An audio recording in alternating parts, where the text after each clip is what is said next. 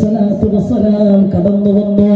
എന്നിട്ട് അല്ലാഹുവിന്റെ ഹബീബിനോട് പറയുന്നു, യാ റസൂലല്ലാഹ് മുആവിയ ഇന്നഹു ഖദ് മാത്.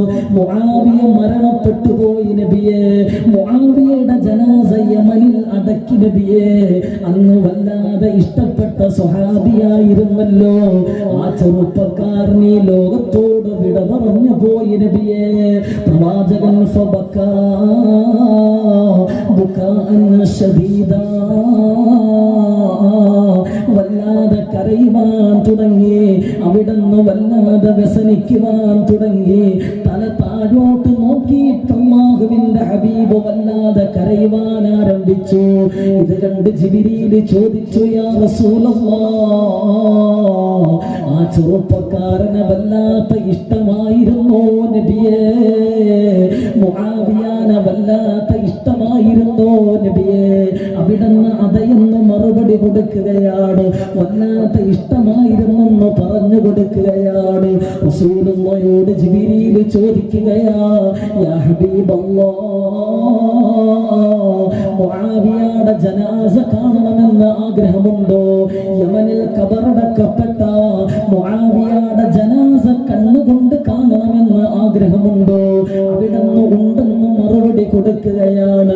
കാണണമെന്നുള്ള ആഗ്രഹം പറയുകയാണ്. അതാ മഹാനായ ജിബ്രീൽ അലൈഹിസ്സലാത്തു വസ്സലാം യഥാർത്ഥ രൂപം പ്രാപിക്കുകയാണ്. ആരാണ് ജിബ്രീൽ എന്ന് പഠിച്ചു വെക്കോ. ഈ സ്വലാത്ത് വാർഷികത്തിലോട്ട് കടന്നു വന്ന എന്റെ പ്രിയപ്പെട്ട ഉമ്മമാര് ഉപ്പമാര് ആരാണ് ജിബ്രീൽ എന്ന് പഠിച്ചു വെക്കോ. ഇമാം ബുഖാരി ഉദ്ധരിക്കുന്ന ഹദീസിൽ കാണാം, ലോകത്ത് അല്ലാഹു പടച്ച സൃഷ്ടികളിൽ ഏറ്റവും വലിയ സൃഷ്ടിയാണ് ജിബ്രീൽ. 500 ചിറകുകളുണ്ട്. ഒരു ചിറകെങ്ങാനും വിരിച്ചു കഴിഞ്ഞാൽ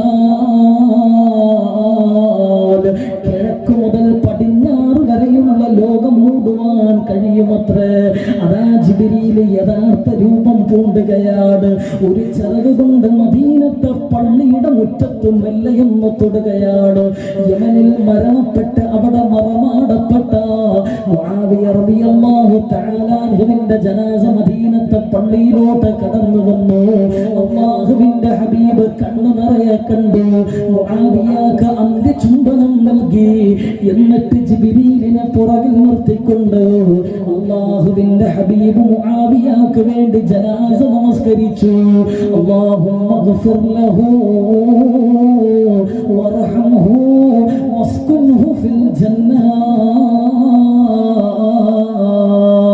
അല്ലാഹുവേ മുആവിയക്ക് നീ പുറത്തു കൊടുക്കണേ അല്ലാഹ്. നീ കരുണ കാണിക്കണേ അല്ലാഹ്. നിന്റെ ഔദാര്യം എന്നോണം നീ സ്വർഗം കൊടുക്കണേ അല്ലാഹ്. അത് പറയുമ്പോൾ അല്ലാഹുവിന്റെ പ്രവാചകന്റെ തൊണ്ടയിടറുന്നുണ്ടായിരുന്നു. വല്ലാതെ കരയുന്നുണ്ടായിരുന്നു. 4 തക്ബീർ പറഞ്ഞ് ജനാസ നമസ്കരിച്ചു. അവിടുന്ന് സലാം വീട്ടി പുറകോട്ട് തിരിഞ്ഞു നോക്കുമ്പോ അതാ ജിബ്രീലിന്റെ കൂടെ 70,000 മലക്കുകൾ നിരന്നു നിൽക്കുകയാണ്. അവരെല്ലാവരും ജനാസ നമസ്കാരത്തിൽ പങ്കെടുത്തവരാണ്. അല്ലാഹുവിന്റെ ഹബീബ് ജിബ്രീലിനോട് ചോദിക്കുകയാ, യാ ജിബ്രീൽ ഇത്രയും വലിയ പ്രതിഫലം കിട്ടുവാനുള്ള കാരണം എന്താണ് ജിബ്രീൽ? എന്റെ മുആവിയക്ക് ഇത്രയും വലിയ ഉന്നതമായ പദവി കിട്ടുവാനുള്ള കാരണം എന്താണ് ജിബ്രീൽ? അതാ ജിബ്രീൽ നബി തങ്ങളോട് പറയുന്നു, യാ റസൂലല്ലാഹ് കാന യഖറഉ ഫീ കുല്ലി യൗമിൻ സൂറത്തുൽ ഇഖ്ലാസ്. എല്ലാ ദിവസവും സൂറത്തുൽ ഇഖ്ലാസ് പാരായണം ചെയ്യുന്നവനായിരുന്നു നബിയെ. ആ സൂറത്തിന് വല്ലാത്ത ഇഷ്ടമായിരുന്നു. അതോടാതെ കിടന്നുറങ്ങില്ലായിരുന്നു. വെറുതെ ഇരിക്കുമ്പോഴെല്ലാം ഖുൽ ഹുവല്ലാഹു ഓതുമായിരുന്നു. അതിലെ അർത്ഥങ്ങൾ ഓർത്തുകൊണ്ട് കരയുമായിരുന്നു. അല്ലാഹു അതുകൊണ്ട് കൊടുത്ത സൗഭാഗ്യമാണെന്ന് നബി തങ്ങളോട് പറഞ്ഞു കൊടുക്കുമ്പോ ഒരു ദിവസം അല്ലാഹുവിന്റെ പ്രവാചകനെ പറഞ്ഞു തന്നത് ഖുൽ ഹുവല്ലാഹു എന്ന സൂറത്തിനെ ഇഷ്ടപ്പെട്. സൂറത്തുൽ ഇഖ്ലാസിനെ നിങ്ങൾ പ്രിയം വെക്ക്. അതിനെ പ്രിയം വെച്ച് ഇഷ്ടപ്പെട്ട് അതിനോട് അനുരാഗം കണ്ടെത്തി ആരെല്ലാം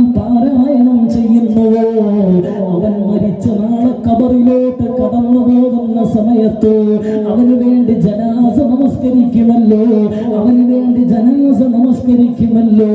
നമ്മുടെ ജനാസയാണെങ്കിലും നോർത്തു നോക്ക് സഹോദര, ഈ പള്ളിയുടെ മുൻവശത്ത് മയ്യത്ത് കട്ടിലിൽ നമ്മളെ കൊണ്ടുവന്ന് വെക്കുന്ന രംഗമെന്നോർത്ത് നോക്ക്. നമ്മളെ സ്ഥിരമായിട്ട് കുൽഹുവ എന്ന സൂറത്ത് ഓതുന്നവനാണെങ്കിൽ ഒന്ന് ചിന്തിച്ചു നോക്ക്. നമ്മുടെ മക്കളും നമ്മുടെ സഹോദരങ്ങളും കൂടെ പിറപ്പും കൂട്ടുകാരായിട്ടും കണ്ടവരെല്ലാവരും നിരന്നു നിൽക്കും. അല്ലാഹുവേ, നമ്മൾക്ക് വേണ്ടി ജനാസ നമസ്കരിക്കും. ചിലപ്പം അവരുടെ നമസ്കാരം അല്ലാഹു സ്വീകരിക്കണമെന്നില്ല. അതിൽ പലിശക്കാരുണ്ടാകാം, നമസ്കരിക്കാത്തവനുണ്ടാകാം, റമദാനിൽ നോമ്പ് പിടിക്കാത്തവനുണ്ടാകാം, കഴിവുണ്ടായിട്ടും ഹജ്ജ് ചെയ്യാത്തവനുണ്ടാകാം. ചിലപ്പം അവരുടെ നമസ്കാരം അല്ലാഹു സ്വീകരിക്കണമെന്നില്ല. പക്ഷേ അല്ലാഹു സ്വീകരിക്കുന്ന ഒരു വിഭാഗമുണ്ടാകും. 70,000 ആളുകളാണവർ. അല്ലാഹുവിന്റെ മലക്കുകളാണ്. അവര് നെഞ്ചുകൊട്ടിയിട്ട് റബ്ബിനോട് ദുആ ചെയ്യും. നിന്നെ കുറിച്ച് പറഞ്ഞ സൂറത്തിനെ ഇഷ്ടം വെച്ചവനാണോ പടച്ചവന്? ഉമ്മ, അല്ലാഹു നിങ്ങളോട് പറഞ്ഞു തരികയാണ്, അല്ല നിങ്ങളോട് പറഞ്ഞു തരികയാണ്. വഖുൽ ജാഅൽ ഹഖ് വസഹഖൽ ബാതിൽ ഇന്നൽ ബാതില കാന സഹൂഖാ വനനസ്സിലു മിനൽ ഖുർആൻ മാ ഹുവ ശിഫാഉൻ വറഹ്മത്തുൻ ലിൽ മുഅ്മിനീന വലാ യസീദുൽ ളാലിമീന ഇല്ലാ ഹസാറാ. ഖുർആനിനെ പ്രണയം വെക്കുന്നവളാണോ? ഖുർആൻ ഓതാൻ ഇഷ്ടം വെക്കുന്നവളാണോ? ഖുർആൻ ഓതുവാൻ വേണ്ടി സമയം കണ്ടെത്തുന്നവളാണോ?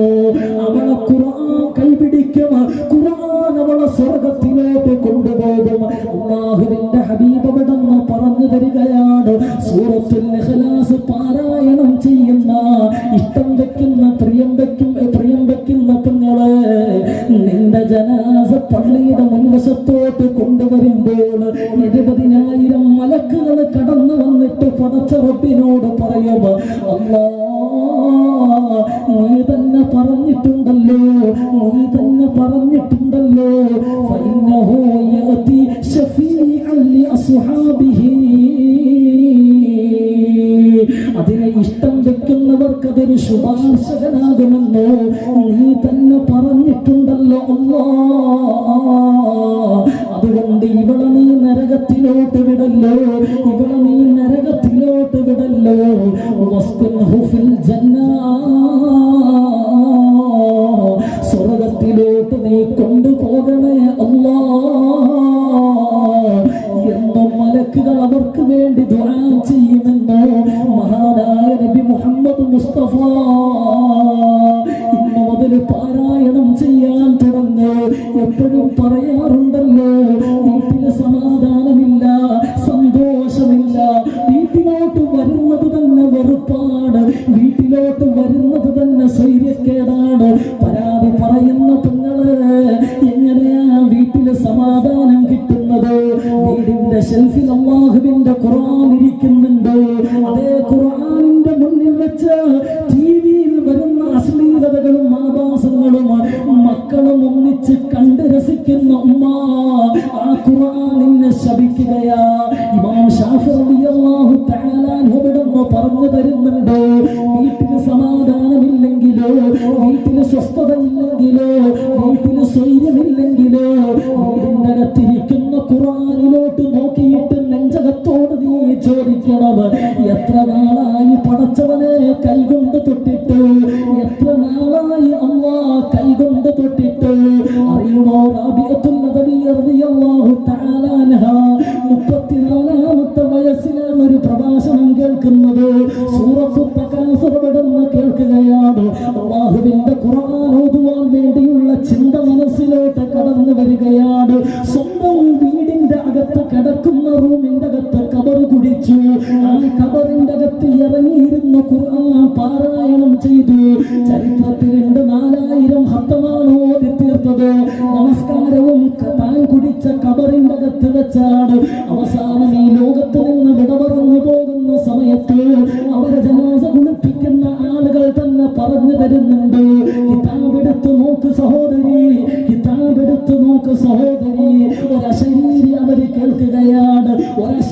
അവർ കേൾക്കുകയാണ്, സ്വർഗത്തിലോട്ട് കടന്നു പോകുന്ന മയ്യത്താ, സ്വർഗത്തിലോട്ട് കടന്നു പോകുന്ന മയ്യത്താണ്, സമാധാനത്തോടുകൂടി പടച്ചറപ്പിനെ കാണുവാനുള്ള ആത്മാവാണ്. കാരണം എന്തെന്നറിയുമോ, ദുനിയാവിലും ആഖിറത്തിലും ഇവര് സമാധാനത്തോടെ സന്തോഷത്തോടെ കഴിയുന്നവരാണ്. കാരണം എന്തെന്നറിയുമോ, പരിശുദ്ധമായ ഖുർആനിനെ സ്നേഹിച്ചവളാ, ഖുർആനിനെ കൈകൊണ്ട് ചേർത്ത് പിടിച്ചവളാ. ഒരിക്കൽ റാബിഅത്തുൽ അദവി റളിയല്ലാഹു തആല അൻഹയുടെ അരികിലോട്ട് അതാ കടന്നു വന്നിട്ടൊരു സ്ത്രീ പരാതി പറയുകയാണ്, എന്റെ ഭർത്താവ് കണ്ടുകുടിയനാണ്, എന്റെ ഭർത്താവ് നമസ്കരിക്കാത്തവനാണ്, എന്റെ മക്കളെ നല്ല രീതിയിൽ വളർത്തിയിട്ടും അവര് വഴിപിഴച്ചു പോവുകയാണ്, എന്തെങ്കിലും വഴിയുണ്ടോ, എന്തെങ്കിലും വഴിയുണ്ടോ? അവിടെ മഹതിയായ റാബിഅത്തുൽ അദവി റളിയല്ലാഹു തആല അൻഹ പറഞ്ഞു കൊടുക്കുകയാണ്, ഉമ്മാ, വീടിന്റെ അകത്തിരിക്കുന്ന പരിശുദ്ധമായ ഖുർആൻ നിങ്ങളെ ശപിക്കുന്നത് കൊണ്ടാണ്, അതുകൊണ്ടാണ് നിങ്ങൾക്ക് സമാധാനമില്ലാത്തത്, അതുകൊണ്ടാണ് നിങ്ങൾക്ക് സമാധാനമില്ലാത്തത്. ആ ഖുർആനിനെ നിങ്ങൾ ചേർത്ത് വെക്കോ, മക്കളോടൊപ്പം ഒത്തൊരുമിച്ച് ഇരുന്ന് ഓത്, എന്നിട്ട് റബ്ബിനോട് ദുആ ചെയ്യൂ. നിങ്ങളുടെ മക്കള് വഴിപിഴച്ചു പോകില്ല, നിങ്ങളുടെ ഭർത്താവ് വഴിപിഴച്ചു പോകില്ല. കാരണം ആയിഷ ബീവി റളിയല്ലാഹു തആല അൻഹ പറഞ്ഞ ഒരു വാക്കുണ്ട്, ഏത് നന്നാവാത്തവനെയും വിളിച്ചിരുത്തിയിട്ട് ഒരായത്ത് ഖുർആൻ അവനെ കൊണ്ട് കണ്ണുകൊണ്ട് കണ്ടുമോദിപ്പിച്ച് കഴിഞ്ഞാൽ ആയത്തിന്റെ ബറക്കത്ത് കൊണ്ട് അല്ലാഹു അവന്റെ ഹൃദയത്തിനൊരു മാറ്റം കൊടുക്കുമെന്ന് മഹാനായ നബി മുഹമ്മദ് മുസ്തഫ സല്ലല്ലാഹു അലൈഹി വസല്ലമ തങ്ങൾ അവിടുന്ന് പറഞ്ഞു വരുമ്പോ ഈ വാളിന്റെ മജ്ലിസിലോട്ട് കടന്നു വന്നവരോട് പറയുകയാണ്, ഇരുലോക സന്തോഷത്തിന് കാരണമാണ് ഖുർആൻ, ഇരുലോക സന്തോഷത്തിന് കാരണമാണ് ഖുർആൻ. ഫഇന്നഹു യഅതി ശഫീഅൻ ലിഅസ്ഹാബിഹി. നാളെ പരലോകത്ത് ഖുർആനിനെ സ്നേഹിക്കുന്ന മനുഷ്യൻ, ആ മനുഷ്യന്റെ കൈ പിടിച്ചുകൊണ്ട് ഖുർആൻ സ്വർഗത്തിലോട്ട് നടക്കുമെന്ന് മഹാനായ നബി മുഹമ്മദ് മുസ്തഫ സല്ലല്ലാഹു അലൈഹി വസല്ലം. ഫഇന്നഹു യഅതി ശഫീഅൻ ലിഅസ്ഹാബിഹി. നാളെ പരലോകത്ത് ഖുർആനിനെ സ്നേഹിച്ച മനുഷ്യന്റെ കൈക്ക് ഖുർആൻ തന്നെ പിടിക്കും, എന്നിട്ട് അല്ലാഹുവിനെ സ്വർഗത്തിലോട്ട് കൊണ്ടുപോകും. അല്ലാഹു തൗഫീഖ് തരുമാറാവട്ടെ. ആയിഷ ബീവി റളിയല്ലാഹു തആല അൻഹ പറയുന്നുണ്ട്, ഏത് നന്നാവാത്തവന്റെ മുന്നിലും അല്ലാഹുവിന്റെ പരിശുദ്ധമായ ഖുർആൻ എടുത്തുന്നു കൊടുത്ത് ഒരായത്ത് അവന്റെ കണ്ണുകൊണ്ട് കണ്ടോടിപ്പിക്കണം, അവന്റെ ഏത് മാറാത്ത ഹൃദയവും അല്ലാഹു മാറ്റുമെന്ന് നബിയുനാ മുഹമ്മദ് മുസ്തഫ സല്ലല്ലാഹു അലൈഹി വസല്ലം. അല്ലാഹു ഭാഗ്യം നൽകുമാറാവട്ടെ, അല്ലാഹു ഭാഗ്യം നൽകുമാറാവട്ടെ. അതാ ഖുർആൻ. ആ ഖുർആനിനെ സ്നേഹിച്ചു കഴിഞ്ഞാൽ അല്ലാഹു തരുന്ന പ്രതിഫലമാണ്. അല്ലാഹു ഭാഗ്യം തരുമാറാവട്ടെ, നമ്മുടെ ജീവിതത്തിൽ അല്ലാഹു ഒരു മാറ്റം തരുമാറാവട്ടെ. മഹദി നഫീസത്തുൽ മിസ്രിയ റളിയല്ലാഹു തആല അൻഹ അവരുടെ ജീവിത ചരിത്രത്തിൽ മഹാനായ ഒരു പണ്ഡിതൻ അല്ലാമ ഇബ്നു ഷാഫി റളിയല്ലാഹു തആല അൻഹു തംബീഹുൽ ഗാഫിലീൻ എന്ന് പറയുന്ന കിതാബിൽ കാണാം, അവരുടെ ജീവിതത്തിൽ അല്ലാഹു കൊടുത്ത ഏറ്റവും വലിയ പ്രതിഫലം, ഏറ്റവും വലിയൊരു അനുഗ്രഹം അത് ഖുർആൻ മുഖാന്തരമായിരുന്നു. ഖുർആൻ മുഖാന്തരം ഒരശരീരി കേൾക്കുകയാണ്. സൂറത്തുൽ ഫജ്റിന്റെ അവസാനം അല്ലാഹു പറയുന്നുണ്ട്, യാ അയ്യതുഹൻ നഫ്സുൽ മുത്മഇന്ന ഇർജിഇ ഇലാ റബ്ബികി റാദിയതൻ മർദിയ ഫദ്ഖുലി ഫീ ഇബാദി വദ്ഖുലി ജന്നതി.